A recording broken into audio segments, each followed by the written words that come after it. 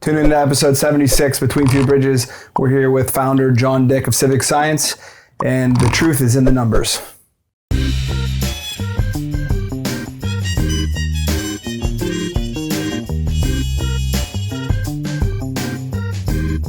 You're listening to Between Two Bridges, a business-to-business podcast.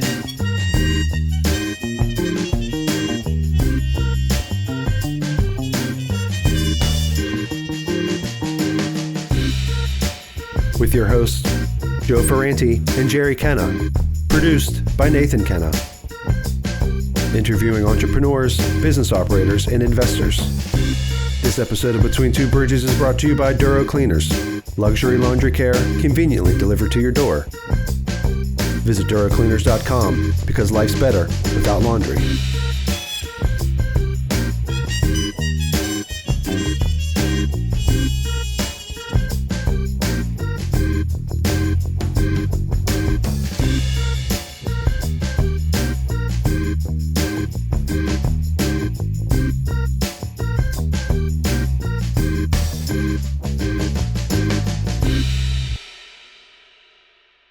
Episode 76, I'm here with Jerry, and we have guest John with CivicScience, founder. I know that you're a father, husband, business owner.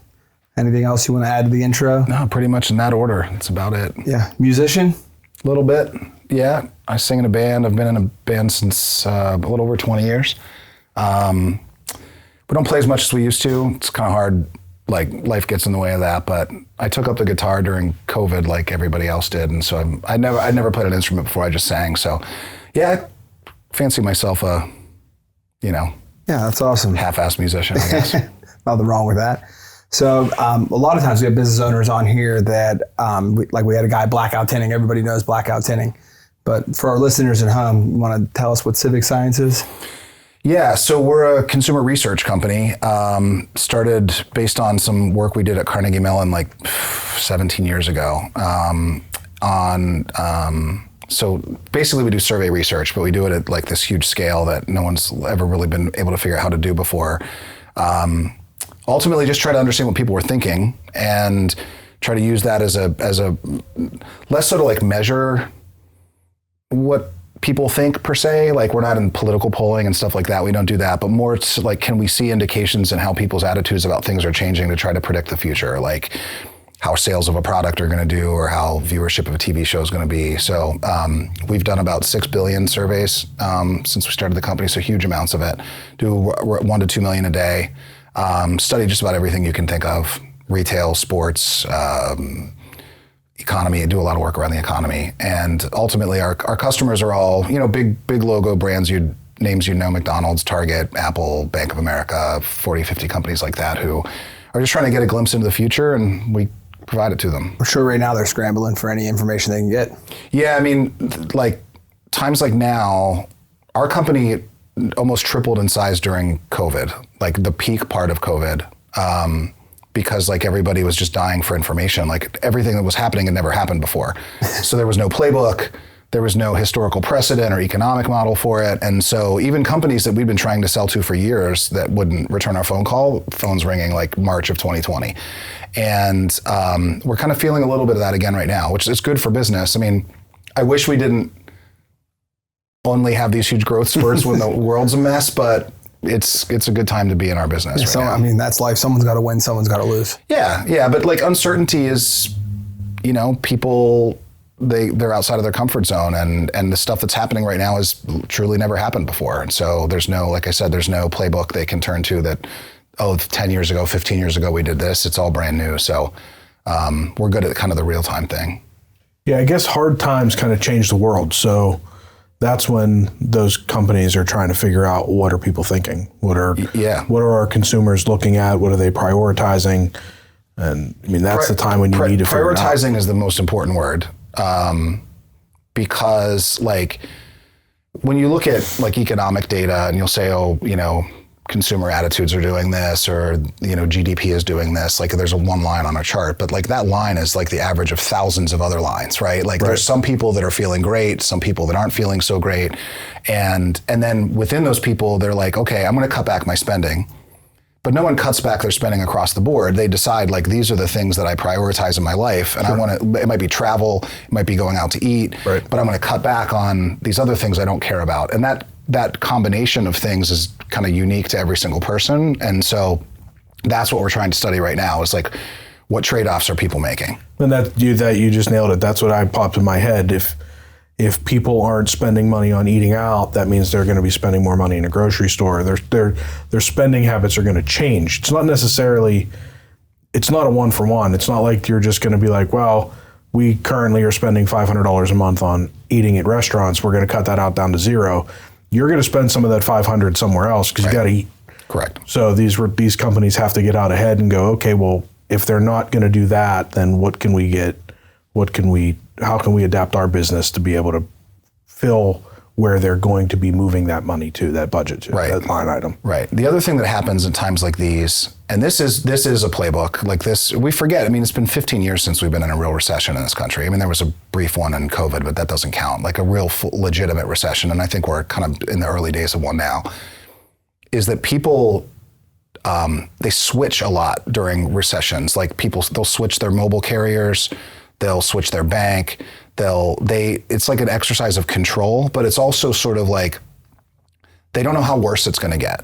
And so they think, all right, well, it costs money to change mobile carriers, right? You've got to pay taxes and upgrade your device and all that sort of stuff. So like up front, there's a pinch, but you're like, I'm going to get that out of the way now because 3, 4, 5 months from now, it might be really bad. And I'm going to be glad I did it then. And so what we're reminding the companies we work with is like, now's actually a really good time to steal share from your competitors, because their people that might have like otherwise been, quote, loyal to them are now thinking about upending everything in their lives. So now, well, first of all, you better lock in your own customers. So make sure they're not the ones looking to leave, and then figure out who among your competitors is vulnerable and go after their people, which is a very different business conversation than you have when times are good, because everybody's business is going up. And then you're just trying to, grow with everybody's share is going up. And so now it's a lot more of like kill or be killed. And it's going to be that way for the next probably 6 to 12 months.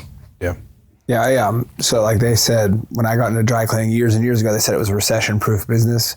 But like, I don't understand how it is, but I do notice that sometimes when things go bad in the economy, people like are more amped to like, when they do go out, they dress up more. So like if they're going out 7 nights a week, they're just wearing whatever. But like if they have a date night once a month, they might pull out the cashmere sweater and go a little bit more tilt. So I see that, but I mean, it's uncertain times. So any information that you can get in the glass ball that you guys are providing is definitely a utilization for the company that you're working with. Yeah, for sure.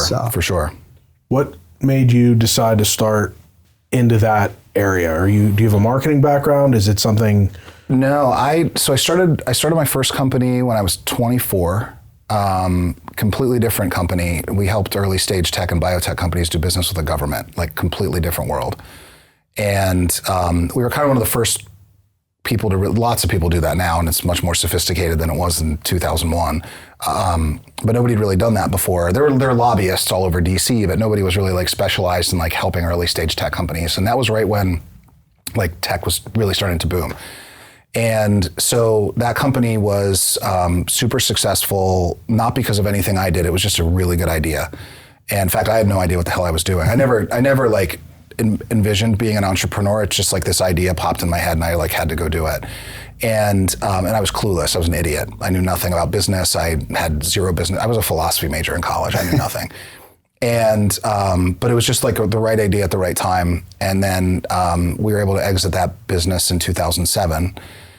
But in that time, like I had exposure to like polling. And at that time it was more political polling that I saw. Like a lot of times we'd be in rooms and these guys would come in and present this data. And I'm like, it was garbage. I'm like, first of all, they were calling people on landline telephones at home. And now but even in 2001, people had caller ID blocks. They weren't answering their phone. So I'm like, who are these people even participating in this stuff, right? Yeah, I still wonder that. Like grandma, well, it's true. I mean, it's the problem. Like lonely grandmothers. I mean, the failings of political polling, which we don't do, but the failings of it were evident 25 years ago. It's kind of reached its like worst state now, but that's been coming for 2 decades. Yeah. And so I kind of was thinking a lot about that. I'm like, well, obviously the internet's the solution to that problem because like it's much less invasive than calling someone on the phone. And I wasn't by any means the first person to think about that either. There were other companies thinking about it as well. But I was cashed out of that business in like March of 2007.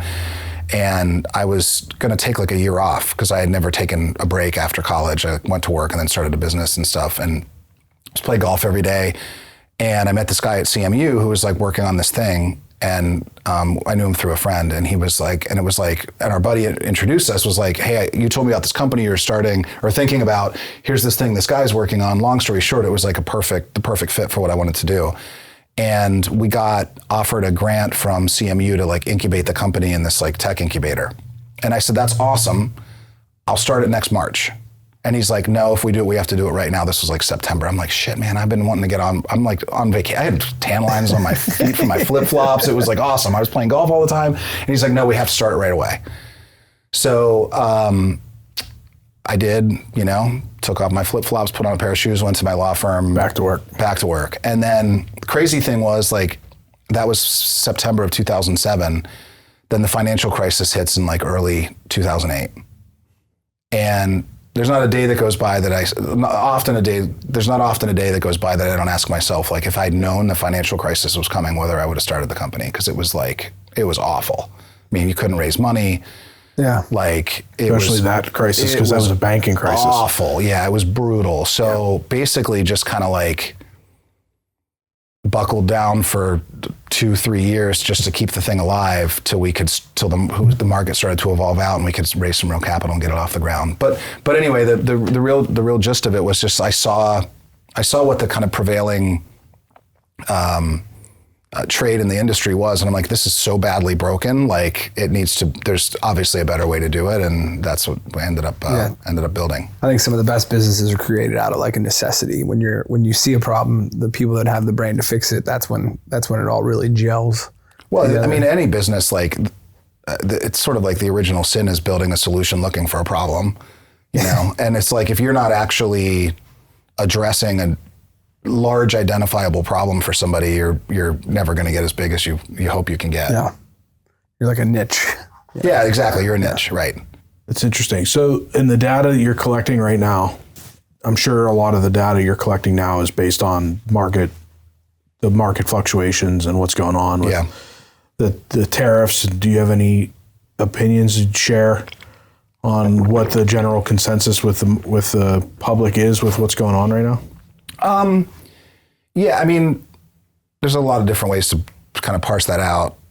I would say the general, like the more kind of universal feeling about it is just one of like uncertainty, because we don't know what it's going to be. It's like every day, it's like, well, there's going to be tariffs here and then there aren't, and they're going to be this high and now they're this high, and we're going to tariff those things, and the next day they decide they're not going to tariff those things. And I think what people are just wrestling with the most right now is just like really just the uncertainty of it. The uncertainty. Yeah. I think if you're like a retailer and like the tariffs and you're like importing things from China, you're freaking out, but you don't know how bad it's going to be. And then maybe if you're importing from Vietnam or from Europe, like maybe they won't actually get hit. So it's like it's really hard for those businesses to plan, because they just don't know what they're planning. It would almost be better if the absolute worst case would happen, like this would be the worst case tariff policy you could think of. It'd be better just to know. They would rather know today than wait 6 weeks to find out it's not that bad, because they're just paralyzed by like what to do. Yeah, good businesses will always pivot.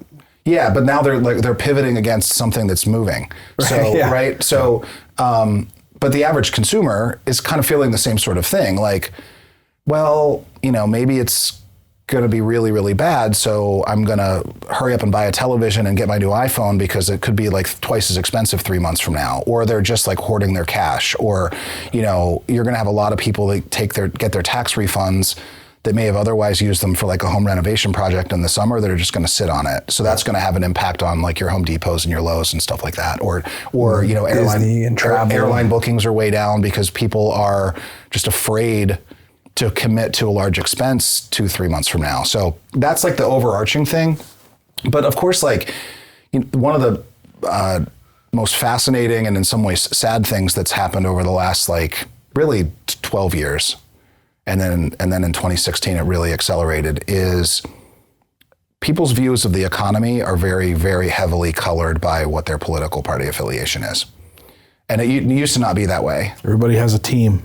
Yeah, and so this is, I see this in our data all the time. If you gave me two people with identical income, identical liquid assets, identical home value, identical job, salary, income, name it, you gave me two identical people and you asked them how they feel about the economy right now, you're going to get two different answers between a Republican and a Democrat. Yep. And in a year and a half ago, it was flip-flopped. Yep. So people are, if their guy is in the White House, they feel like everything's going to be fine. And if their guy isn't, they feel like everything's going to hell. And so tariffs are, so you see a very different mindset from right-leaning consumers in terms of how they feel about tariffs. They think it's all going to work out. He knows what he's doing. Left-leaning consumers are the exact opposite. They're freaking out. Oh my God, this guy's going to burn the economy down. And so are either of them necessarily rational? No, because they don't really know. But it does affect the way they spend. So if you're a retailer, and let's not say you quote sell to Republicans, but if you're like in a red area, you're going to perform a little bit better right now than if you're in a blue area, because the people in and around your store are feeling a little bit more, a little less cautious about spending their money. So it's very uneven. Yeah, that's really unique. Weird. I listened to a podcast recently that you were on. I can't think of the name of it, but you were talking about Target and Walmart, and they were talking about Target and Walmart and how Target has a brand upkeep.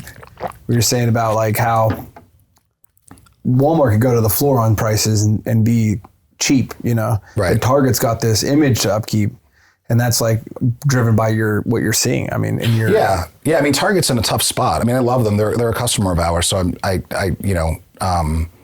say this with all positive vibes, but they're in a tough spot because you're right. Like, people shop at Target because it's not Walmart. Right. Right. A lot of people do anyway, and Target, right? Yeah. So they could chase Walmart to the bottom on price, but then they become Walmart and they lose the people that shop there because they're not. So that, there are a lot of companies out there that are in their brand is not discount. And so they're stuck. Yeah, I saw that years ago with like Under Armour. Like when Jordan Spieth won the Masters, Under Armour's brand was like, that was the coolest golf gear you could get your hands on. Yeah. And then one day I was at like Ross for Less and they had like all these Under Armour shirts there. And it just seemed like kind of hurts their brand, like you might have made a little money selling it to them, but you should have just kept it more exclusive and maybe donated it with Super Bowl shirts or something, just to keep that exclusivity. There's a lot of economics lessons, business school lessons about brands that sort of diluted their brand. Right. I think I heard what happened with Starter. Starter used to be Starter. Like an elite brand, and then they started selling to like discount places, and it just ruin the brand. Yeah.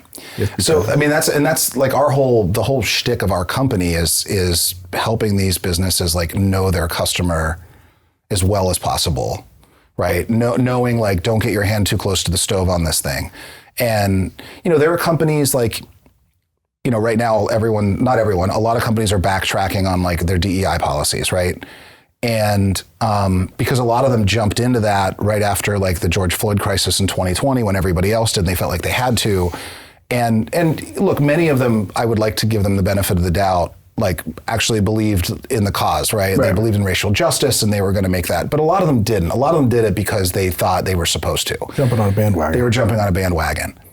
And their customers didn't necessarily expect that from them, right? And so now those companies have all a lot of those companies have backpedaled, but many of them haven't. And the smart ones either said, well, either they were truly like, morally driven ones who said, I don't care what the zeitgeist is saying or the administration is saying, I believe in DEI, so it's going to still be part of our policy. But others knew, like, my customers do care about this stuff, so I'm not going to backtrack. Right. And so helping these companies understand, like, what are the risks and rewards of those kinds of things with their customer? Forget the rest of the world. Your customer is a unique archetype of person. We're going to help you understand that person. You should make your decisions through that lens. It's surprising how few companies do that, to be honest. Yeah, because I think they want the whole, like, I think a lot of businesses, they think, I want the whole pie, yes. I want the whole thing. But like, I've always looked at my business as like, I can't handle the whole pie. I want to just take my slice and treat those people like exceptionally good, right. So. The only company that can handle the whole pie is McDonald's. Amazon, it's getting there. Now and Amazon. Amazon's a good call. Yeah. Amazon, McDonald's are pretty much the two that I can think of that like the U.S. Census is their customer. Yeah, and I think, I don't know, but I think McDonald's is like one of the few that didn't do like the Impossible Meats whenever that was all going on. They do not chase the butterfly in the room. They never have. They're really impressive, smart company. See, that's always been something that frustrated me watching these big Fortune 500 companies that make these decisions like that, like the DEI changes. A decade ago, they were all moving. It was all green energy. Everything was green. PNC put a new skyscraper in the city of Pittsburgh. And it was the first green skyscraper.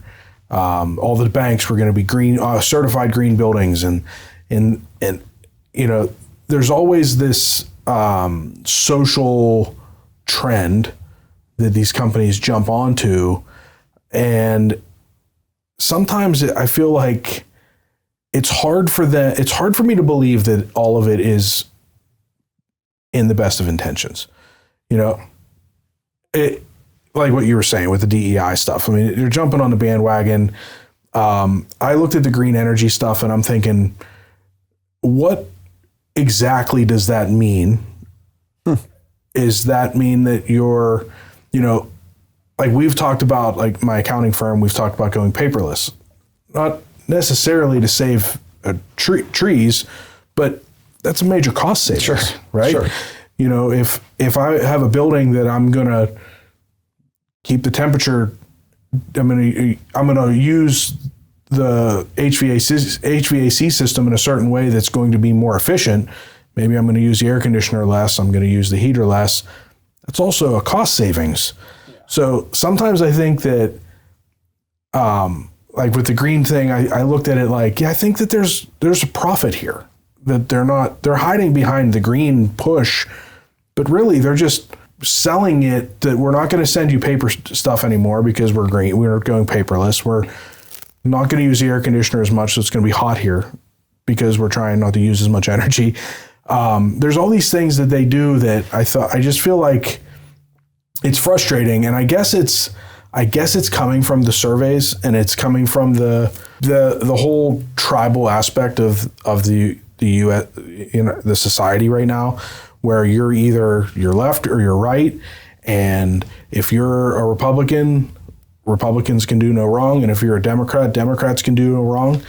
And we watch, and anybody that's kind of in the middle, which is most people, by the way. Yeah. Right. Which is most people, except, and we're just kind of run by these handful of cities that are more extreme, but most people are in the middle.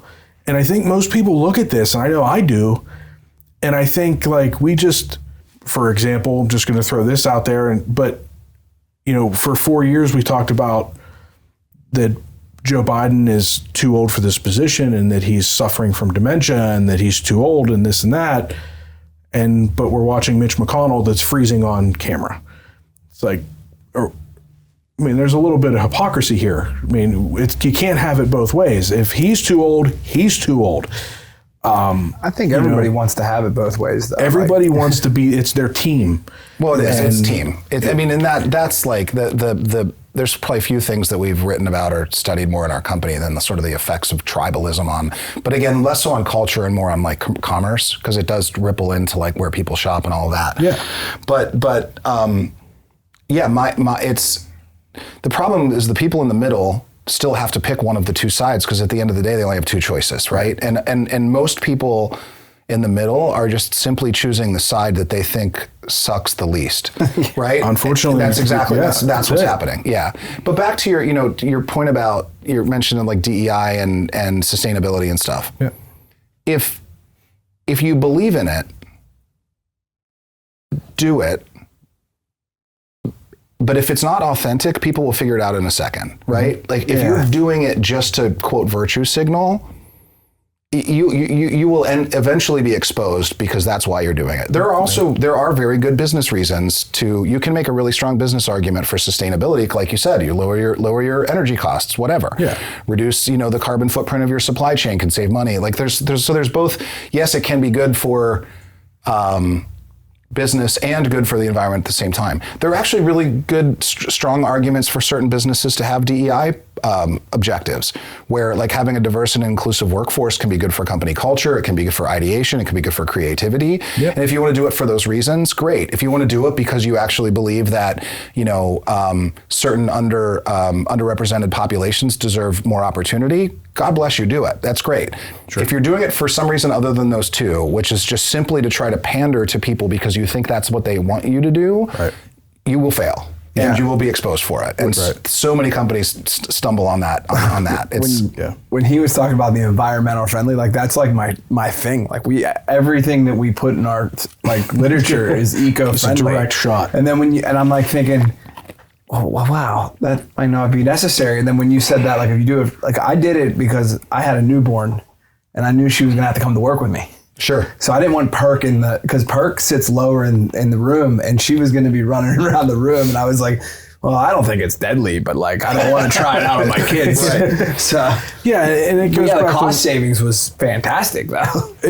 Was there a cost savings going from Perk to I had an environmental policy on my insurance. It was $1,200 a month. Yeah. I mean, look, there's plenty of right reasons to do those things, and there's just generally one wrong one, which is like doing it to pander. But you don't target, your surveys aren't targeted specifically to get the answers your client wants, right? Oh, no. It's the opposite reaction. No, absolutely not. Like, yeah, I mean, that's like malpractice in our industry. I mean, there are definitely companies that will do it where they'll, you know, somebody will call them and say, hey, I need some data to take to my boss that says blah, blah, blah, and people will do that work. We won't do stuff like that. And we're not really we don't do that kind of like custom ad hoc work where somebody has like, we study everything and we sell it to the people that we want to sell it to versus like really custom things like that. But because it's pretty simple. You can go on your website, you can enter your email and you guys will email the polls out daily. We do that, or you can answer them on different websites and apps, things like that. Yeah. We try to reach as broad. 165 million people in the US have answered at least one of our surveys. So we just find every possible way we can to reach everyone. Because that's the only way to get like a really like quote representative view of, you know, if it's just people who sit at home and answer their phone at dinner time, that's a very in statistically biased group of people. If it's only people who sign up at websites and answer surveys because they get paid for them, that's a biased group of people. So our goal is to try to reach as like diverse and you know, and we track like all the data that comes in to see like, are we getting a disproportionate number of like men or a disproportionate number of like wealthy people or whatever, and we control for that to make sure that it's like as accurately representative of the world as possible. That's why I always hated like Yelp and Google reviews, because like obviously you're gonna have so many reviews that like friends and family or people you know or your clients that you like, you've asked, and then you're gonna have the bad seeds that write the negative reviews. But like 90% of your clientele, unless you're a restaurant, don't give a shit to write a review about dry cleaning. And if they do, they're only going to do it when they're pissed. Yep. Yeah. Right. And most restaurant reviews tend to be, like restaurant and hotel reviews just tend to be people that are angry. So they kind of skew angry. And Yelp, my sister's one of these people. She's like a Yelp influencer or something. So like anytime there's a new restaurant or whatever, she comes to like, they invite her to the grand opening. She eats and drinks for free because they want her to go write like a nice Yelp review. So there's even that's getting rigged, you know? Yeah. So we try to like break through all of that and get to like absolute ground truth as much as possible. And we believe a lot in that. Like there's definitely a belief in sort of like small d democracy in our company of like, you know, if we don't have a really trusted, objective view of people's hopes and fears and wants and needs, then the entire world is going to be controlled and dictated by the people with the largest megaphones, the media, right? The most money, right? So we want to make sure that like the otherwise like less represented person, and I don't mean that even demographically, but just like the person who otherwise doesn't have like a megaphone is considered in policies, just particularly business decisions. They don't want to go and write a review, but they want to hear their voice be heard. Yeah, sure. I mean, everybody thinks their opinions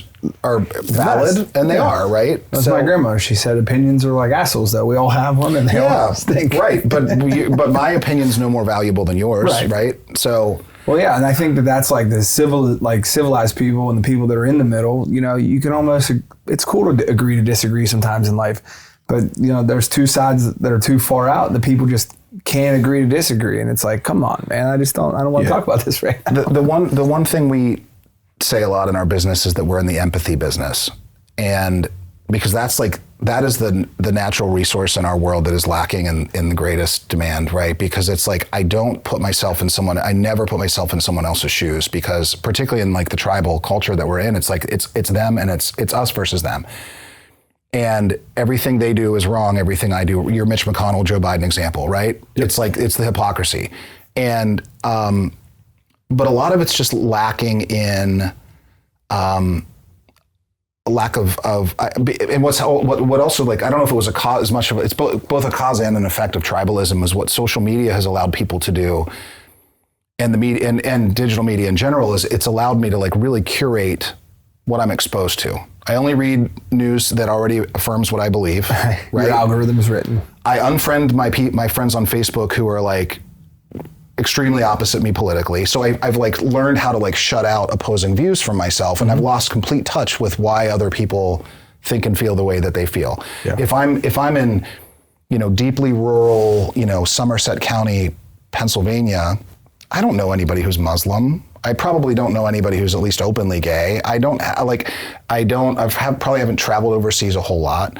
And so I don't really relate to, they've been positioned to me as boogeymen in some way, because I follow the news and I'm told, oh my God, these immigrants are going to take over the whole country, but I've never even met an immigrant. Right. So they're like, their views are not based in empathy, they're based in what somebody else wants them to believe. But then the opposite's true, right? The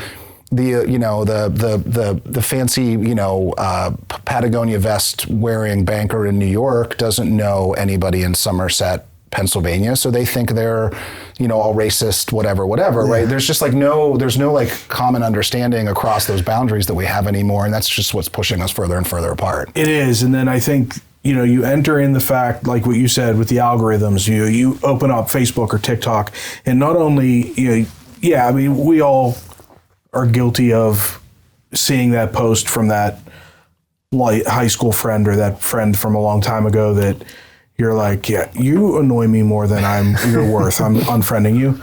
We're all guilty of that. But in addition to that, these social media platforms are built to only show us what will keep us on the platform. Oh, they absolutely accelerate it. Yeah. So even the comments. I mean, you go on TikTok or Instagram and you watch a video that, whether it's political, most of the time political, and you read the comments, and the comments are reaffirming. So then you think, oh, everybody agrees with me. Yes. But really, they're showing you the comments that agree with you. Right. It's gotten worse now, because Meta then writes the synopsis of all the comments, and you're like, Yeah. Social media has absolutely allowed people with very, I would say, I don't know if I want to use the word extreme, but let me just say, like, people with outlying views, social media has allowed them to believe that there are way more people out there like them than there really is, right? Like, oh no, tons of people believe what I believe. No, 37 people believe what you believe. You just happen to have been connected to them on social media, and it's allowed you to believe that it's actually like a more common belief than it really is. And I've said to people too, like, in the news media, the legacy media, or whatever you want to call it, they're guilty of it too. Depending on what channel you watch, they're either trying to scare the hell out of you, or they're trying to tell you everything's great, don't worry about it. But we just finished tax season, and I sit with a lot of people, and I'll sit with somebody that's a Trump supporter, and he's like, "This is great. He's tearing it down. He's fixing it. He's throwing all these people out, and this and that." And then my next client is not a Trump supporter, and they're terrified that it's going to take forever for them to get their tax refund, because the news told them this morning that Elon Musk laid off half the IRS. Right. And I'm like, stop watching the news. Yeah. Both of you. That would help a lot. Go outside, because everybody else agrees with you. Like, we're all on the same page here. Right.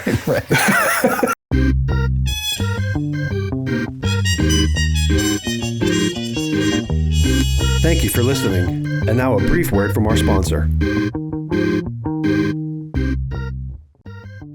Streamline your life with Duro Cleaner's complete pickup and delivery service. From your doorstep to their state-of-the-art cleaning facility and back, all without you lifting a finger. Get time back in your day and fresh, ready-to-go clothes. And just wait, big things are coming soon to make your experience even better. Visit DuroCleaners.com, because life's better without laundry. And now, back to the show. Do you guys utilize social media for your polling? Yeah, I mean, it's just as a way to reach people. Yeah. I mean, you have to. You'd be dead. Yeah, I mean, that's where people are, Yeah. right? Yeah. We'll just say it's like a distribution channel for us. We publish a lot of like data that we give away a lot. We obviously it's the stuff we're willing to give away for free because we make money off of the more like advanced stuff that we do. But also there's a sense of like we should educate the world a bit as well, right? We don't have a political agenda. We don't judge it's the truth, right? We want to be a source of truth, but we don't like our commentary isn't like that it's right or wrong. It's just it is what it is, you know. And social media, it's interesting because our stuff does not spread on social media the way it would if it had a narrative. Okay. Right. So you're in the middle one. We're kind of like in no man's land because it's like it doesn't. Sometimes the data will advance a left-leaning agenda, and sometimes it will advance a right-leaning agenda, and maybe then it will get. But it's only because it's just the truth happened to align with one side or the other.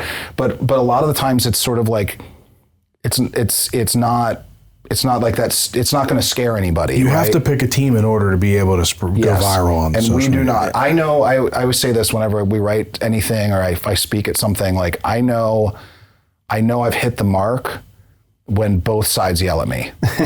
Right? Yeah. Both sides get pissed because like I either wasn't far enough on their side or they thought I was on like then I'm like, all right, now I know I nailed it because they're both pissed. Yeah. One of the things I thought was unique, like we were sitting here earlier and like I like Googled CivicScience, right? Mm-hmm. That's what you do. And if you click on news for CivicScience, you guys figured out a way to like you control your own news narrative, all your polling results. Yeah. Or like, there's no bullshit about, you know, which is, I mean, I was kind of like, that's awesome. Yeah. We work hard at that. Yeah. You don't see any like Trib stories or business journals. It's all your information. Yeah. Yeah. I mean, look, we love news coverage when they write nice stories about us and stuff like that, but I'd rather they write about our data.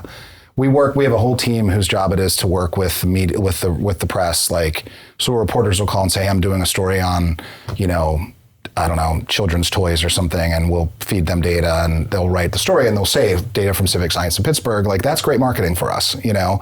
We're not out there chasing like fluff pieces about, you know, just write about my company. Like that doesn't really do us any good, except it makes you feel good to see your name in the paper, but I'd rather see my name in the Wall Street Journal because of it's in an article that some business leader's reading, you know? Yeah, that's cool. Yeah. Yeah. So when you started the company, you mentioned some of your clients. You're dealing with some pretty big companies. Mm-hmm. How did you position yourself to attract clients of that caliber? How did you go out and sell to a company like McDonald's or Target? Or how did you position yourself to not end up just another survey company that was going to be dealing with, you know, mid-tier companies? So I don't want to bore everyone and get too far in the weeds on this, but a really big differentiator of our company compared to like almost every other survey business you can think of is that we own our data. So typically a survey company has built a pipe to reach people to answer surveys, but they wait for someone to come along and say, hey, I'm going to pay you to ask these 1,000 people this question. And then the survey company, all they are is a broker between someone answering a question and somebody buying it. And they don't own anything. It just passes through their hands. Maybe they put it in a software tool or whatever, but they don't really don't own anything. We made the decision, the reason it took us so long, this company's, you know, I'd say like, I think of like 15 years we've been alive. Like I kind of really don't start the clock until after the financial crisis. But the reason it's taken us so long to get here is we made a very risky decision that we weren't going to do it that way. We were going to own the data. We were going to start surveying people, whether anyone paid us to or not. And like every single day I ask 10,000 people how they feel about Nike. Nike's not a customer of mine. But I can sell that data to Nike's competitors, the retailers that sell their apparel, the hedge funds that trade in their stock or whatever. And we believe like owning the information and being able to, and that's significantly more profitable because I can sell the same data 10 times to 10 different people for the same price, right? Versus one transaction per thing. But it took a long time to build that, years and years to build that, and a lot of money to like we've raised, you know, $50 $50 million in investment capital for this company to be able to get to that place to own the information. And now we're at a place where we've built the asset and we can sell it to anybody we want, and it's super profitable, right? And so that's kind of the business model background story. And it was very controversial with my early investors who wanted me to like get that quick money from this guy. And I'm like, no, we want to build a data set that we own because we can, once we get it to large enough scale, we can sell it over and over and over and over again. Rapidly. So yes. like when the world's changing during COVID, you had a lot of data. Yes, exactly. We were right on it, right? Yeah. So that's exactly right. But the other advantage was, because we had all this data, is I could knock on the door of McDonald's and Apple and Bank of America, who spend millions and millions of dollars on data, and I could go and knock on their door and I could tell them something they didn't already know, because I already had it, right? Like, so I was selling them. I would give them stuff away for free first, right? Like just a taste, right? Like they'd be like, how the hell do you know this? I'm like, well, I'm studying this all the time. Like, well, who's paying you to do that? I'm like, nobody is, but you should be, right? And so that was a really different angle to take versus like, you know, hey, I've got a good software tool, or I know how to write a good survey. Like, no. We are sitting on data right now that your customers or your competitors are probably already buying from us. Do you want it too? And that was just a very compelling sales story. Huh. Yeah. Yeah. Do you want it first? Yeah. Because yeah. Like you're the guy that could say like, I'm going to go down the road. And yes, this is going to be the same speech. Yes. You know. And we have now like multiple competitors in the same category all buying the same stuff from us. And most of like, maybe the first two didn't realize it, but the third, fourth, and fifth realized that everybody else in their industry was buying it, and they almost had to. And that's a great spot to be in because, you know, in the early days, we did this more so than we do now. If I would knock on the door of, you know, a McDonald's, I wouldn't share McDonald's data with them. I would share Wendy's data with them because they had tons of McDonald's data, but they don't know a lot about their competitors. And I did, and I would go in and I'd show them all this data about Wendy's customers that they could be stealing share from. And you'd watch it, I could like see it happen in the meeting where they were like, they would start to figure out, wait a minute, he's probably going to Wendy's right now and showing them the same data about us. Like, yeah, that's exactly what I'm doing. Yeah. You know? Yeah, so it was just a really kind of clever way to stand out. That's in my algorithm right now, is I'm seeing like a lot of like Instagram posts about companies that you can sign up and you can then go to your competitor, type in their website, see what kind of views they're getting, where they're getting their views from. And it's like live action. Like, yeah.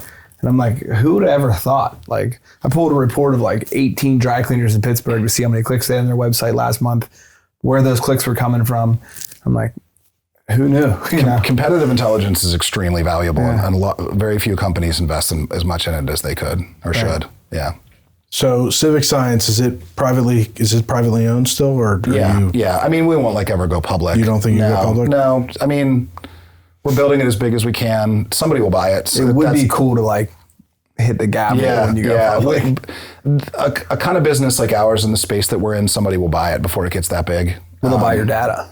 Yeah, that's what they'll buy it for, is the database. That was the big bet that we made in the strategy, was like, if we build this really big valuable asset, like that's worth more than the money we generate off of it to somebody else who could put it into their machine next to their stuff, right? And now like the best thing, I did not see this coming, but in terms of like right place at the right time, is now with like the world of AI exploding, the companies that own data are sitting in really powerful positions. Because now like everyone's building an AI model, but you need inputs to that model to differentiate yourselves. And right now everyone's using the same publicly available data, but the next frontier will be, how do I get my hands on a data asset that nobody else has? Because AI is gonna break out the same way that like the cloud computing world broke out. There's gonna be Amazon, there's gonna be Google, there's gonna be Microsoft, there's gonna be one or two players and somebody in China. And they're all kind of indistinguishable from each other at this point. If you go from AWS, which is Amazon's cloud service, to Azure, which is Microsoft's, they're exactly the same. There's no discernible difference between the two. The AI models will look like that too. Their models will be identical because the technology, like they'll steal people from each other to make sure their technology is always on a level playing field. And then the only frontier on which they'll be able to compete with each other is who has different data sets in their machine. And we'll be in a pretty good spot for that one when the market's ready for it. It's funny because you're still going to have to pick a side. You're either going to be a Google guy, you're going to be a Microsoft guy, it's iPhone guy, just pick a side. Have you adjusted the kind of data that you're collecting in order to prepare for the AI change? Are you trying to get more data that is going to be driven, that is going to be better suited to drive an AI model rather than consumer habits? Not really. No, because like, I think we were just, again, right place at the right time. Like, we have a unique type of data that at a scale that no one's ever had it at before. Like, again, like a typical survey companies, you know, asking 1,000 people 30 questions, where we've asked 165 million people 6 billion questions. Like, no one's ever done that before. And so those inputs that we can provide are unique, large. Now, are we thinking differently about questions to ask? A little bit. We focus on asking people questions about things that I couldn't figure out some other way, if that makes sense. Because there's so much behavioral data out there. People are tracking your location on your phone, they're tracking the websites you visit, they track the TV shows you watch, they've got your credit card info. So we don't ask people questions about like, what did you buy yesterday? Whereas maybe we did do that 10 years ago. I don't need to ask you that. Somebody already knows that. So I focus a lot on like things that otherwise can't be observed about you. Or we ask a lot of questions about like your future intent. How likely are you to do like switch mobile carriers in the next 90 days? Or how likely are you to go on vacation in Mexico this summer, right? Where there is no observation yet. And so I would say, yeah, we probably have adapted a little bit in terms of just being a lot crisper to make sure that we're not wasting the opportunity we have to ask someone a question to get them to answer something I could otherwise figure out about them without asking. So yeah, that's probably the biggest shift we've made. We kind of always did that, but we're a lot more like intentional about that now than we were before. How many employees? Oh, I think 90. 90 employees? Yeah, about 90. You're still in the weeds every day? Or involved every day? Oh yeah. I mean, yeah. It's like, involved in different things. I just hired a president and COO like 2 weeks ago to kind of run the business. I'd had a COO for years, and then he left like 3 years ago. And I'm not like an operations guy, but I didn't have one. So I kind of was like moonlighting as one, and that sucked because I didn't like it. I'm not great at it. And it took me away from the stuff that I am really good at doing. So it took me a while took me 3 years to find the right perfect person to step in. And she just started last 2 weeks ago. So that will free me up to get back to like, I like being on the road. I like the big client sales conversations. I like speaking at the things. I like that kind of stuff that I wasn't doing as much of that I'll be doing now. So, but yeah, I'm this is a 80-hour-a-week thing. Yeah. It's no joke. People lose sight of that. They're like, oh yeah, you got targeted as a customer, you're good. No. That just makes it in some ways harder. Yeah. Because the demands are a lot higher. I went to Chicago yesterday for 2 meetings to fly back with a client there because that's just what I have to do. Yeah. You know, that part doesn't get any easier. So you said you like to golf.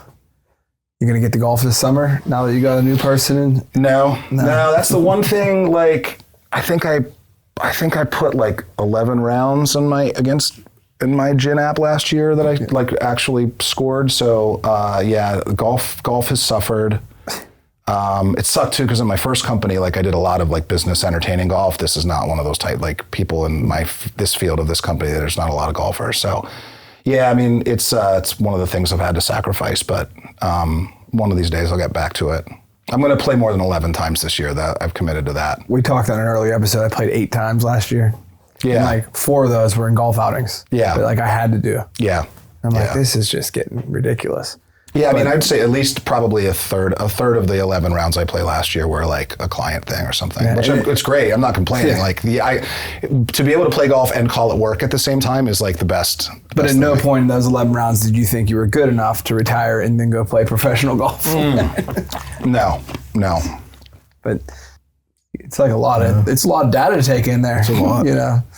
Yeah, and you said we were going to talk about politics. We kind of talked a good bit, but in a good way. Yeah. Like the right side of it. Yeah. Yeah.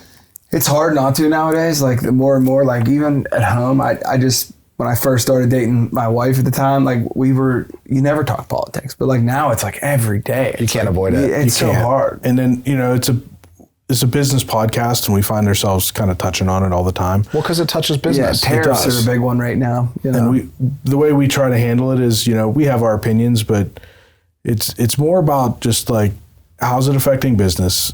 Try to be reasonable. And I think that, we've had people on the show that have different opinions than us. And I think it goes back to the whole thing about like, go outside and talk to people. It's not as bad as the news tries to make it out to be. We're not all enemies. You know what I mean? Like, we can have a reasonable conversation and disagree. It's okay. Yeah, I'm pretty sheltered though, because I stay in Pittsburgh mostly 350 days a year. And Pittsburgh's such a, like... We don't all have to have the same ideology, and that's okay. And as long as we're respectful and you do you and I'll do me, and, it's all fine. So, we talk about it, but we try to keep it, business talk, business related. Yeah, like you can't have an honest conversation about business without talking about it in the context of the political environment that we're in right now. There's no doubt about it. I think what we try definitely not to do is like leave you here with a sticker one way or another. Well, I mean, again, it's so important in my job that I am seen as objective, right? Yeah. And sometimes it's hard because like I do have strong opinions about things, but my clients don't want to know my opinions. Right. It could make it look like you could skew survey results. That's exactly right. If they think that I have for any reason an incentive to like skew the results to advance something I believe in, like I'm out of business. Yeah. I can't do it. And there are also times where I'm in rooms where they want me to lean into their point of view and their agenda on things, and I can't do it. Right? I'm just not going to do it. It's not ethical to do it. Someone sells you down the river later, and you're like, well, and it's just also not ethical to do. Right. I mean, you're in a business of providing independent research data. Yes. It has to stay that way. Yes. Regardless of your opinion or the people in the room. There are definitely times where the data does not tell people what they want to hear. Well, yeah, that's the best. But that's what they're paying you. It is, but then then they'll start to question things like methodology and stuff. Like, no, man, it just is what it is, because it's not what they believed to be true. Yeah, and it's the same thing with like finances and business. Sometimes the numbers just look so bad that you're like, oh boy. Yeah. What do they call that? There's a word for that. Whenever you're looking for news articles or just confirmation bias. Absolutely. Oh yeah. I mean, everybody does it. The world is so full of it. So they're paying you they're trying to get confirmation bias by paying you for the data. Sometimes. Yeah. The best business leaders we work for are not doing that. They're like, I just want to know I just need to know what the truth is, because I've got to make a really big decision. And we'll figure it out from there. Yeah. And the hard part sometimes as well is like, even with all the data in the world, it could be 51-49, and in politics that matters, right? If you win by one vote, you win. In business, like 51-49 is still kind of a coin flip on it. And so, I'm sorry, dude, you're going to have to make a hard decision here that is going to be based on your gut or your belief system, because the data is not going to guide you to like a no-brainer. But again, good leaders like embrace that challenge, but they want us often to make it easy for them. Show me an 80-20 result, so like it's a no-brainer. And then if it blows up in my face, I can go back and show my board that, wait a minute, the data said there was an 80% chance this was the right decision. So it's just unfortunately not always that easy. Like, I mean, we all do that like we have to make decisions all day long. Somebody asked me, this was like I don't even remember what the format was, an interview or something, but they asked me how I was using AI in my job. And I said, I don't use AI in my job. And they were like, everyone uses their AI in their job. I said, I have two jobs. I talk to people and I make decisions. That's what I do for a living. AI can't talk to people for me, and AI can't make my decisions for me.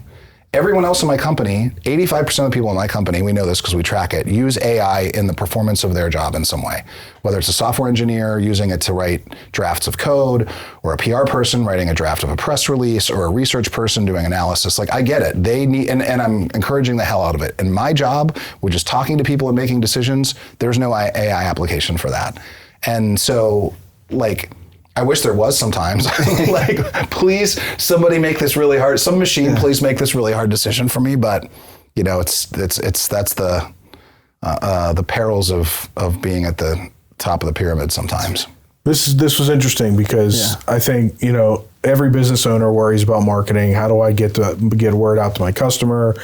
You know, how do I target my customer? What do I put on this brochure? What do I put on this billboard, whatever?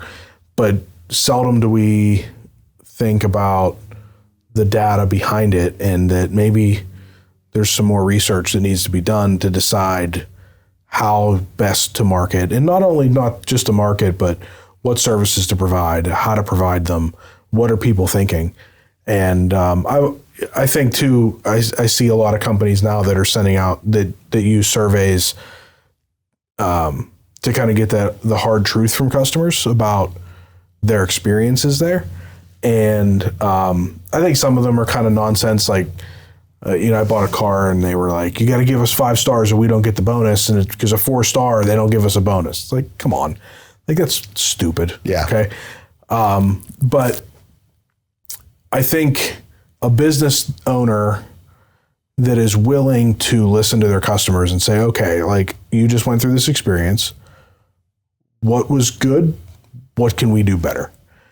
It may not be easy for that business owner to read and to think about and imagine that everything they did isn't perfect. But if you don't know the data, if you don't know what your customers are thinking, just who they are, right? I mean, look, there's a reason my clients are Apple, and one reason that my clients are Apple and Bank of America and United Healthcare and McDonald's. One reason is because our shit is really expensive. Like, you've got to be a really big company with a lot of resources to invest in the level of research that we do. Yeah, the typical small and medium-sized business could never in a million years afford what we do. But that doesn't mean that there isn't a lot of like really useful data and research available to them that they can get for free or cheap. And it feels like a sunk cost, but because the payoff is a little bit further out on the horizon. But even things like just having a good database of who your customers are, like anything you can put it, like even if you're guessing what their age is, or guessing like, or where they're from, like what community, what neighborhood they're from, how did they find you, like that, like gathering and storing that information to be able to go back and look at it to see what kind of patterns are in there. Like, oh, I'm doing really well for some reason of like people from this zip code for some reason are really coming to my store a lot. Like, and then you think about that, and like there's so much more data at people's fingertips than they realize that they have. And there's lots of publicly available information out there that people can be gathering. It just takes a little bit of work. But the companies that are successful are even the smaller companies that are successful are just really smart about understanding who their customer is. Yeah, very informative. This was great. Yeah, like I said, we have a lot of smaller businesses on here that like we know exactly what they do.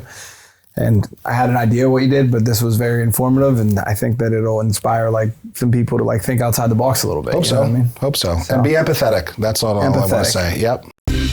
Thank you for listening to Between Two Bridges, a business-to-business podcast. Find and follow us on your preferred podcast streaming platform. Like and subscribe, and leave us a rating and review. You can join us socially on Facebook, Instagram, TikTok, and X. You can email the show at info@betweentwobridgespodcast.com. Until next time, make it till you rake it.